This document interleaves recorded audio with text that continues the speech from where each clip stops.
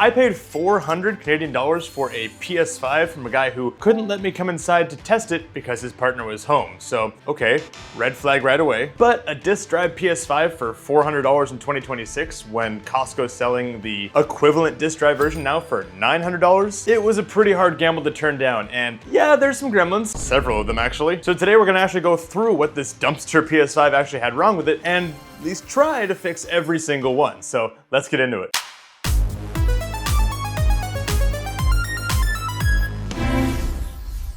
Real quick, if you're new here, hey, I'm Coulter. On this channel we cover console mods, janky DIY repairs, retro tech, and generally doing things with hardware manufacturers definitely didn't want us to do with them. So if that sounds like you, be sure to subscribe down below so you don't miss future videos. Okay, so a bit of backstory. So this is the original launch model PS5 with the disc drive attached, not an add-on. It's actually bolted on there. And it's a CFI 1015A model. So I think that's the first launch model PS5, which is actually exactly what I wanted because the logic here is that as we get closer and closer to PS6 territory, as far away as that feels, given the current state of all the gaming pricing and all that, then the closer and closer we get to more discoveries in PS5 exploits. And although there are some software firmware exploits out right now on those really old versions like 4, 5, and even 6.0, I think, where you can install full on Ubuntu and use this thing like a cool, pretty performant gaming PC. And I actually did a whole video on that, so check out that video somewhere down here if you missed that. But that's on the software side. But on the hardware side, one of the best friends of jailbreakers like us is hardware exploits. And those are exploits that cannot be patched with software. Sony couldn't fix it if they wanted to. So the logic is that by getting this really old version of the PS5, that if a hardware exploit is eventually discovered, this one should be exploitable. And as a bonus, if it's a disk drive based exploit, I don't need to have an internet connection for my disk drive to talk to my PS5 console. The disk drive is physically plugged in, so I'll be able to consistently use that disk drive based exploit even after I've had to take this thing offline and started doing modifications to it after the exploit is run. So that's the reasoning for why I wanted this particular age of PS5. And so once it was acquired, yeah, technically I could just let it sit on the shelf there and serve its time until the exploits are eventually available to where it becomes much more interesting to me because I'm not a PlayStation gamer. I think I own 5 titles on the PlayStation digital store, whatever it's called, and they're all for the PS3, which super cool, Sony. Don't transfer up to the PS5, so no Ratchet and Clank for this guy. But instead of just letting it collect dust over there, I figured, hey, let's like fire this thing up and see how she runs, and who knows, maybe I'll buy a couple PS5 games at the flea market and give this thing some use in the meantime. Plus, you know, I just spent $400 on this thing, so I'd kind of like to make sure that it's actually going to work when I eventually want to use it for videos and cool projects in the future when those exploits come out. And that is where things got very interesting. So here's how that played out. So first impressions, the console came with the classic camo controller and the faceplates and all that good stuff. So good start. The bad news is the console had a pretty distinct smell when I started getting anywhere near it. Like, I'm talking within a foot. And it was a very human smell? Okay, it was BO. It was really bad BO. And it was like embedded in the console. Like, I wiped down the plates in the controller with some natural Windex or whatever to start the sanitization process, you know, like I do when I buy anything on Marketplace. So that didn't help at all. And the smell continued even as I eventually, we'll talk about in a second, started tearing down this thing, and like, the smell was in there. Like the fans pulled that in there and held onto it in the silicone or whatever. So that was a thing. But powering this thing on for the first time, thankfully, it powered up, so yay, not an instant waste of money. But the issues were pretty obvious right away. The light bar, those little light tubes on the side that's supposed to make it glow and look all pretty and spaceshipy, those don't come on. It's not a software thing. The settings say, turn the light bars on. They're completely dead, no glow. It's like, all right, that's more aesthetic anyway, so we can come back to that. But then there was the DualSense situation. So I could pair the controller to the console via USB, and it would work via USB just fine. But then I would unplug it, and it would work wirelessly just fine for about a minute, and then I would be like, oh, weird, it like maybe missed a stick input or a button input. And then it would miss a lot of button inputs, and then a lot of stick and button inputs. And the longer it was running wirelessly, the more flaky and intermittent my connection with the console got, which was concerning. And then I plugged the controller back in via USB and it worked immediately. So I was like, okay, is the controller working? Is this a PS5 issue? What the heck? And thankfully I had access to a friend's PS5, and so I actually brought the controller to their place, paired up the controller with their PS5, and it worked totally fine there wirelessly, no issues. So I was like, shoot, okay, there's something wrong with the wireless stuff in this PS5 console, so that's awesome. We love one of the critical functions of a console is flaky and intermittent, so we found thing number 2, or 3 if you count the smell. And before you comment, yes, I did check the controller's firmware, made sure it was up to date, did the pinhole reset on the back of the controller, booted into the PS5 safe mode, and cleared the like console system software, Bluetooth cache and all that, but no dice unfortunately. But that issue aside, then there was the USB thing. So intermittently and consistently while using the PS5, it kept throwing a too many USB devices connected error, even with absolutely nothing plugged into the PS5. I tried unplugging it and power fleeing it by holding down the power button and then plugging everything back in, but not a capacitor issue or whatever, so something was wrong with some USB port on this guy. As I looked more closely around every port, I didn't see any issue with any particular port, but what I did see were a number of scratch marks surrounding the front USB-A port, and I was like,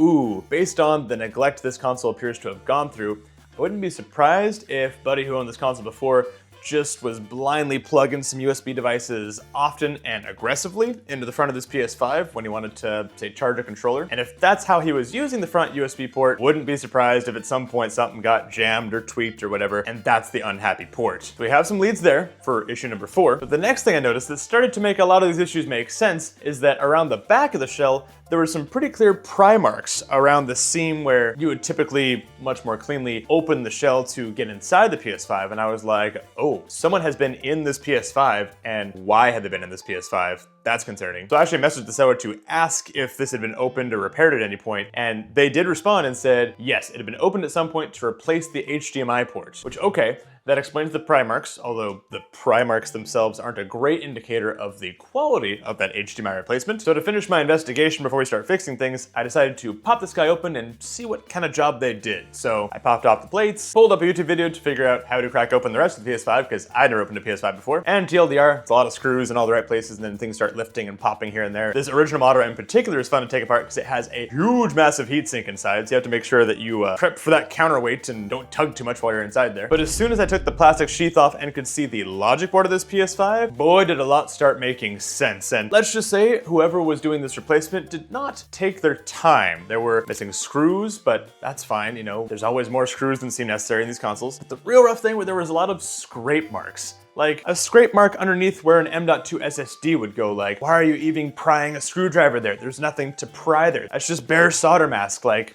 what? And there were scrape marks here and scrape marks there. I spotted at least one of the wireless antenna wires had a pretty hefty nick in it, and I was like, well, that's probably not helping anything. So wrapped that guy in a little bit of electrical tape and moved on, but that wire is gonna become important later on. And that's when I solved the first of my 5-ish issues, which is, why don't the light bars come on? And the answer is that the ribbon cable connector that the light bar's LED strip plugs into was completely ripped off the motherboard. Not unplugged, just the connector was gone. Hard to say whether that was during the HDMI repair or some other thing this console underwent, but either way, that's why the light's no worky. Now, I'll give the previous repair person some credit here. Replacing an HDMI port on a PS5 is generally hard, especially because the motherboard is huge and the thermal mass of the chassis, even after you remove all of the heat sinks, makes any soldering on this board quite difficult because the board soaks up the heat really fast and it's hard to really get everything to a melting point, which I learned firsthand a little bit later on in this video. But disassembling and reassembling the PS5, that was one YouTube video away from this going a lot smoother and there being a lot less damage inside this console. So I do fault them for that. Honestly, the fact that the HDMI port actually works might be one of the most impressive things about this entire console. Before we get into the repair process of all these issues, quick shout out to JustWave for sponsoring this video. JustWave is an on-demand custom manufacturing service, CNC machining, 3D printing, sheet metal fabrication, injection molding, you name it, and for a channel where I'm constantly modding things like consoles, building mounts, needing some specific bracket that doesn't actually exist, having somewhere where I can upload a Fusion 360 file and actually get it made properly is genuinely useful. The workflow is clean, you upload your design, pick your material and process, get an instant quote, and they handle the production from there. Turnaround can be as fast as 24 hours on some orders, and they've also got a hobby and DIY category clearly aimed at people doing exactly the kind of stuff we do on this channel, not just production engineering firms making thousands of units for crazy stuff. So if you've been stuck in a project because you needed a custom part you couldn't find anywhere or didn't have the ability to create yourself, check out the link in the description to find out more, and thanks again to JustWave for sponsoring this video. All right, repairs. So let's start with the USB error because it turned out to be one of the most straightforward repairs of this whole bunch. So the too many USB devices connected error combined with the visible physical damage on the front USB-A port, or at least around the port, pointed pretty clearly to something being wrong with that front I/O daughter board. And conveniently, on this launch model PS5, you heard right, the front I/O is a daughter board, which means it's not attached to the main overall logic board, it's its own little breakout board that you can actually swap out, which is super handy. So to test my theory, I simply unplugged that daughter board, fired up the PS5, and oh look, no USB error. So that's definitely our issue. So I ordered a replacement front I/O daughter board from AliExpress for probably like 20 or so bucks, swapped it in, reconnected everything, and the error did not come back. So the front USB is working again with no USB error messages. So we can safely scratch one issue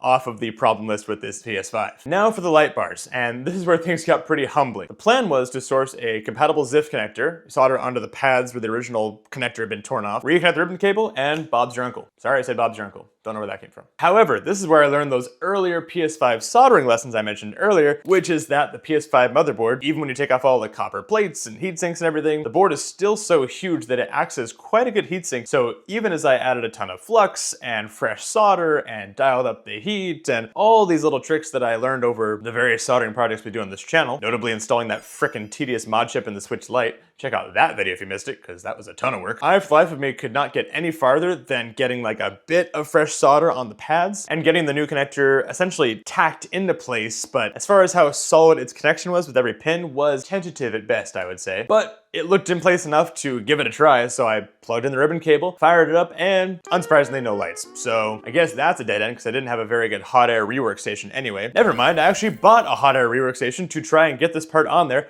and still it wouldn't settle into place. So if you've got a better technique for PS5 board work that actually works, please let me know in the comments. I'm genuinely open to learning because this was definitely a way to waste an hour. So plan B for fixing the lights was the good old aftermarket LED light strip kit. These things run super cheap. It's just a USB thing that plugs into the back of the PS5, and then it's a small string of LEDs with adhesive on the back that you just tack in wherever you want. You can tack it onto the faceplate or the inner chassis, go around the fan, go around the front. So in my case, I went around the front to roughly mimic where the light bars would have been shining their light, powered it up, and boom, this console had lights again.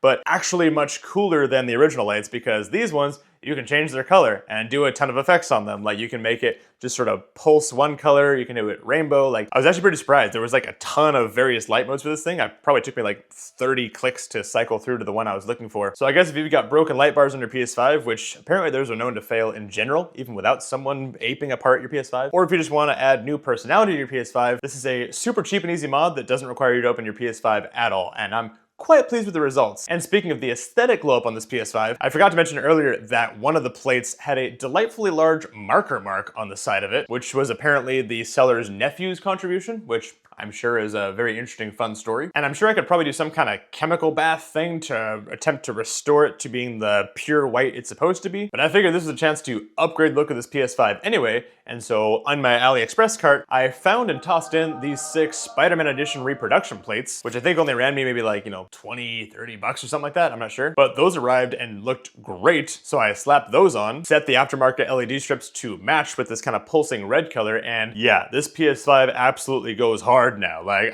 I was not expecting to be this happy with it, but given that this PS5's purpose is to essentially sit on my shelf until the exploits come out for cool videos to be done, I'm very pleased that now it'll look super sick sitting on my shelf during that period of time. So yeah, that one's not so much a repair as just an aesthetic fix, but I would consider marker on the side of your console something worth repairing, so I guess scratch another issue off the list then. Quick aside, we're on the way to 100K subscribers at this point, and every sub moves the needle quite a lot. So if you're into console repairs or hardware glow-ups or just janky DIY stuff like we do on this channel, hitting subscribe down below takes 2 seconds and generally helps a lot, so really appreciate it in advance. Okay, so back to the Bluetooth problem. So at this point, I'd exhausted every possible software fix and none of that had moved the needle. So unfortunately, it looks like it was something with hardware. If you recall earlier, I found that nick in one of the wireless antennas that I put some electrical tape around, but the fact that the wireless was still flaky with the DualSense controller made it pretty clear the tape job wasn't fixing the issue. So as a last ditch effort, I bought 2 replacement wireless antennas with wires, removed every inch of wireless wire and antenna from the PS5 because I didn't trust any of that, and installed these new ones in their place, which didn't seem to match the specs of the original ones quite exactly, but I figured they were close enough because it's just metal affixed to wires. So with those installed, I reassembled the chassis, loaded up Astro's Playroom, and took the leap of faith in disconnecting the DualSense from the USB, and it worked great.